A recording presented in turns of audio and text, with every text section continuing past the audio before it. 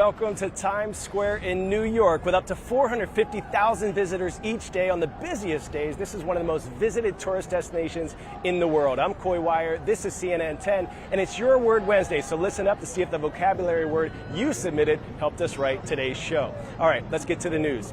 A new warning this week from two scientific groups. They say record-breaking ocean temperatures are causing a mass bleaching event that is damaging coral reefs around the world. Coral bleaching is where coral loses its color and becomes completely white. Now, that doesn't mean the coral is dead, but it is under significant stress and has a higher chance of dying. This is happening in large portions of the Atlantic, Pacific, and Indian Oceans, according to two scientific bodies, the National Oceanic and Atmospheric Administration, or NOAA, and the International Coral Reef Initiative. This would mark the fourth time the world has seen a major bleaching event, but experts are warning this one could become the worst in recorded history. CNN's Zane Asher met one man who noticed his local reef was dying, and he wanted to do something about it. Scientists and professors urged him to get a degree to learn more about the issue, but he couldn't wait. At the age of 18, he found a few island brothers and sisters and started Coral Gardeners. Let's travel to an island in French Polynesia to meet his team. This is Tiaya, one of 3 permanent ocean-based coral nurseries in Moorea.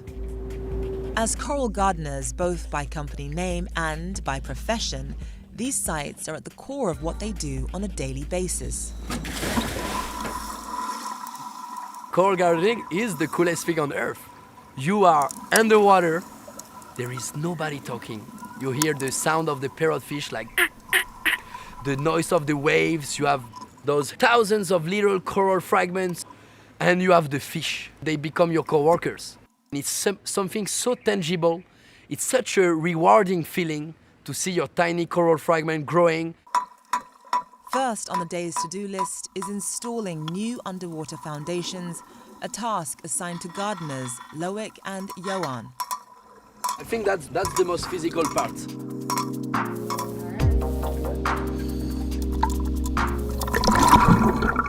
Meanwhile, team members Hannah and Salome collect data from the nearly 6,000 pieces growing in this part of the nursery alone. We're looking at the overall health of each fragment for any signs of predation or disease and bleaching signs as well. And then the last part is, out of all the corals that are growing, we have a subsample that we follow and monitor for growth. Right now is also outplanting season, meaning there are healthy and heat-resilient coral ready to be relocated back onto the damaged reef. I was with my buddy Maurite, and we're planting those beautiful Pocillopora verrucosa, so the pinky coral. We were choosing the right spots, removing the algae, placing the big mother colony of coral coming from our nurseries, and then using the coral clips to attach them, then marine cement, and it's really satisfying, yeah. And the cycle continues by refilling the nursery.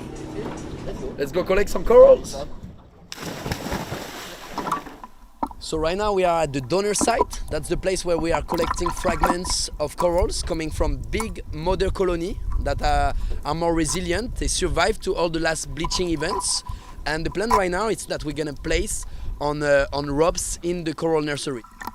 To preserve the health of the colony, they'll take no more than 10%. Tayano and I will create a coral rope. That's the process of coral gardening.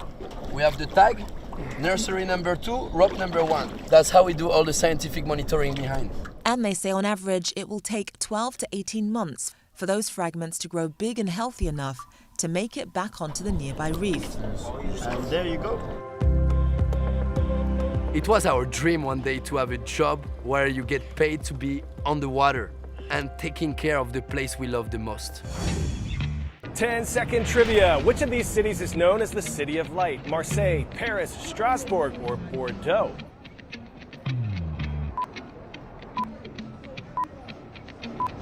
If you chose Paris, then ooh la la oui oui. The capital of France is hailed as one of the world's cultural and commercial centers and is often referred to as the City of Light. We are just 100 days away from the 2024 Olympic Games in Paris. I'm here in New York to interview some of the august athletes who will be repping Team USA. You'll hear from them soon. But today we're looking to Paris as it prepares for some 15 million visitors this summer. To get ready, the city is restoring the Grand Palais, one of its iconic monuments. The Parisian skyline is filled with famous silhouettes. But this building, the one with the largest glass roof in Europe, leaves a lasting impression. The Grand Palais. Tout le château de Versailles rentre dans le Grand Palais. Et le poids de l'acier complet, ici, est supérieur à la Tour Eiffel. Pour être un palais des fêtes, un palais où tout était possible, et qui est fait pour l'imaginaire. In its more than 120-year history, this landmarked behemoth of iron, steel, and glass has hosted countless art exhibitions, equestrian performances, and fashion shows, including perhaps most famously, Chanel. But much of the building has been closed off to the public, and Paris now plans to restore and reveal some of the long-hidden halls of the Grand Palais in time for the 2024 Summer Olympics. In addition to reopening the galleries, the team is also restoring a view from the rotunda that no one has seen since 1939 by removing a wall which separated the main nave from the Palais de la Découverte. The final phase of the renovation will continue through 2025, but they hope to finish phase 1 in time for the Olympic Games. Nous l'espérons, tout se termine à temps pour accueillir les grandes épreuves d'escrime et de taekwondo qui vont être données ici. It will be just here, in the middle, in the center of the perspective, and to see that. And the public will be there on the right and on the left. It will be something very beautiful.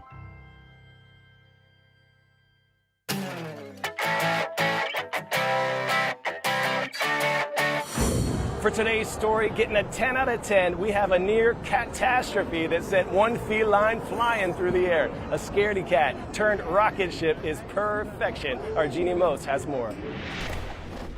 We've done stories on an enormous cat and on a slap-happy cat slapping a judge at a cat show.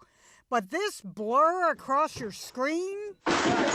This is the flying cat. Meet Remy, a Chicago area Bengal cat. 2-year-old Remy went behind some hanging coats. His housemate Lucy the cat decided to come play. But when Lucy knocked a coat off the hook, Remy went bonkers. The cat was fine. He landed on this. An interactive cat toy. Commenters were awestruck, saying, My cat has wings. They called him the Michael Jordan of cats. But I've never seen him get air like that in my life. The dog of the house, Maggie, was singled out online for her chill reaction.